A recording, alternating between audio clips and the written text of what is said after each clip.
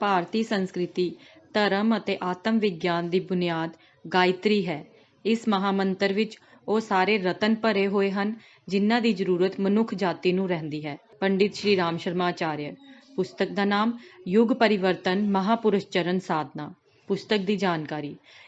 ਇਸ ਪੁਸਤਕ ਵਿੱਚ ਲੇਖਕ ਨੇ ਸਾਧਨਾ ਦੇ ਮਹੱਤਵ ਨੂੰ ਦੱਸਿਆ ਹੈ। ਸਮੂਹਿਕ ਅਧਿਆਤਮਿਕ ਸਾਧਨਾ ਦੇ ਮਾਧਿਅਮ ਤੋਂ ਸੂਖਮ ਵਾਤਾਵਰਣ ਵਿੱਚ ਵਿਆਪਤ ਪ੍ਰਬਲ ਮੁਸੀਬਤਾਂ ਨੂੰ ਅਨੁਕੂਲਤਾ ਵਿੱਚ ਬਦਲਿਆ ਜਾ ਸਕਦਾ ਹੈ।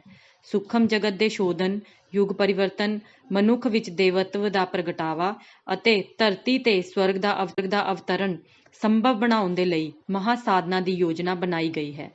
ਤਪਸਵੀ ਹੀ ਕਿਸੇ ਰਾਸ਼ਟਰ ਦੀ ਸੱਚੀ ਸੰਪੱਤੀ ਹੁੰਦੇ ਹਨ। ਰਾਸ਼ਟਰਾਂ ਦਾ ਸਥਾਈ ਨਿਰਮਾਣ ਤਪਸਵੀ ਹੀ ਕਰਦੇ ਹਨ। ਗਾਇਤਰੀ ਤਪੱਸਿਆ ਦਾ ਮੁੱਖ ਮਾਰਗ ਹੈ। ਸਾਧਨਾ ਅਜਿਹੇ ਨਵਰਤਨ ਉਤਪੰਨ ਹੋਣਗੇ ਜੋ ਵਿਆਪਕ ਸਮੱਸਿਆਵਾਂ ਨੂੰ ਆਸਾਨੀ ਨਾਲ ਹੱਲ ਕਰਨਗੇ। ਮਹਾਪੁਰਸ਼ ਚਰਨ ਸਾਧਨਾ ਦਾ ਕੇਂਦਰ ਗਾਇਤਰੀ ਤਪੋਭੂਮੀ ਮਥੁਰਾ, ਕਿਉਂਕਿ ਇਹ ਸ਼੍ਰੀ ਕ੍ਰਿਸ਼ਨ ਦੀ ਲੀਲਾ ਸਥਲੀ ਅਤੇ ਰਿਸ਼ੀਆਂ ਦੀ ਤਪਸਥਲੀ ਹੈ। ਇਸ ਸਾਧਨਾ ਦਾ ਉਦੇਸ਼ ਲੋਕਾਂ ਨੂੰ ਗਾਇਤਰੀ ਸਾਧਨਾ ਨਾਲ ਜੋੜਨਾ ਹੈ, ਜਿਸ ਨਾਲ ਉਹਨਾਂ ਦੇ ਅੰਦਰ ਛੁਪੇ ਦੈਵਾਂ ਨੂੰ ਵਿਕਸਿਤ ਕੀਤਾ ਜਾ ਸਕੇ ਅਤੇ ਦੀਨ ਦੁਰਬਲ ਸਥਿਤੀ ਤੋਂ ਬਾਹਰ ਲਿਆਂਦਾ ਜਾ ਸਕੇ।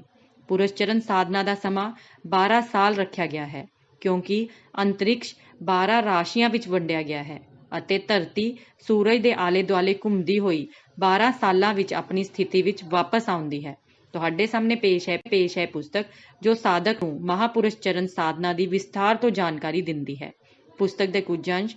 ਭਾਰਤੀ ਸੰਸਕ੍ਰਿਤੀ, ਧਰਮ ਅਤੇ ਵਿਗਿਆਨ ਦੀ ਬੁਨਿਆਦ ਗਾਇਤਰੀ ਹੈ। ਗਾਇਤਰੀ ਮਹਾਮੰਤਰ ਵਿੱਚ ਉਹ ਸਾਰੇ ਰਤਨ ਹਨ ਜਿਸ ਦੀ ਮਨੁੱਖ ਨੂੰ ਹਮੇਸ਼ਾ ਜ਼ਰੂਰਤ ਰਹਿੰਦੀ ਹੈ। 12 ਸਾਲਾਂ ਦਾ ਅਧਿਆਤਮਿਕ ਸੰਸਾਰ ਵਿੱਚ ਵਿਸ਼ੇਸ਼ ਮਹੱਤਵ ਹੈ। ਇਸ ਲਈ ਮਹਾਪੁਰਸ਼ ਚਰਨ ਸਾਧਨਾ ਦਾ 12 ਸਾਲ ਰੱਖਿਆ ਗਿਆ ਹੈ। ਸੰਦੇਸ਼ ਲੋਕਾਂ ਤੱਕ ਗਾਇਤਰੀ ਦੀ ਮਹਾਨਤਾ ਨੂੰ ਪਹੁੰਚਾਉਣਾ ਹੈ। ਪੁਰਸ਼ ਚਰਨ ਸਾਧਨਾ ਵਿੱਚ ਜ਼ਿਆਦਾ ਜਾਪ ਸੰਖਿਆ ਨਹੀਂ, ਬਲਕਿ ਜ਼ਿਆਦਾ ਪ੍ਰਾਣ ਸ਼ਕਤੀ ਦੀ ਜ਼ਰੂਰਤ ਹੈ। ਰਾਤ ਜਦੋਂ ਸਮਾਪਤ ਹੁੰਦੀ ਹੈ ਤਾਂ ਇੱਕ ਵਾਰ ਘੋਰ ਹਨੇਰਾ ਛਾ ਜਾਂਦਾ ਹੈ।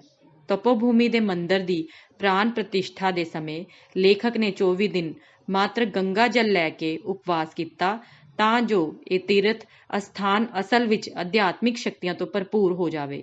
ਇਸ ਸੰਸਥਾ ਦੀ ਅਸਧਾਰਨ ਪਵਿੱਤਰਤਾ ਅਤੇ ਪ੍ਰਚੰਡ ਅਧਿਆਤਮਿਕ ਸ਼ਕਤੀ ਦੇ ਕਾਰਨ ਸਾਧਨਾ ਬਹੁਤ ਆਸਾਨੀ ਨਾਲ ਸਫਲ ਹੁੰਦੀ ਹੈ।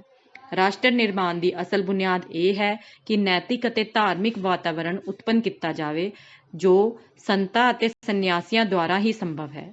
ਮਹਾਰਿਸ਼ੀ ਦੁਰਵਾਸਾ, ਮਹਾਰਿਸ਼ੀ ਅੰਗੀਰਾ ਆਦਿ ਦੀਆਂ ਤਪਸਥਲੀਆਂ ਯੋਗੇਸ਼ਵਰ ਭਗਵਾਨ ਸ਼੍ਰੀ ਕ੍ਰਿਸ਼ਨ ਦੀ ਜਨਮ ਭੂਮੀ ਅਤੇ ਲੀਲਾ ਭੂਮੀ ਦੀ ਸੁੱਤੀ ਸ਼੍ਰੇਸ਼ਠਤਾ ਦੇ ਸੰਸਕਾਰਾਂ ਨੂੰ ਲੇਖਕ ਨੇ ਪੁਨਰ ਜਾਗਰਣ ਕੀਤਾ ਹੈ। ਗਾਇਤਰੀ ਗਿਆਨ ਦਾ ਵਿਸਥਾਰ ਅਨੁਸ਼ਠਾਨ ਵਾਂਗ ਹੀ ਮਹਾਨ ਪੁੰਨ ਕਾਰਜ ਹੈ। ਇਸ ਤਰ੍ਹਾਂ ਦੀ ਸਾਧਨਾ ਦਾ ਨਾਂ ਅਨੁਗਿਆਨ ਹੈ। ਗਾਇਤਰੀ ਸਾਹਿਤ ਜ਼ਿਆਦਾ ਸੰਖਿਆ ਵਿੱਚ ਧਾਰਮਿਕ ਪ੍ਰਕਿਰਤੀ ਦੇ ਮਨੁੱਖਾਂ ਨੂੰ ਪੜ੍ਹਾਉਣਾ, ਦਾਨ ਦੇਣਾ, ਖਰੀਦਣ ਦੇ ਲਈ ਪ੍ਰੇਰਿਤ ਕਰਨਾ ਅਨੁਗਿਆਨ ਹੈ।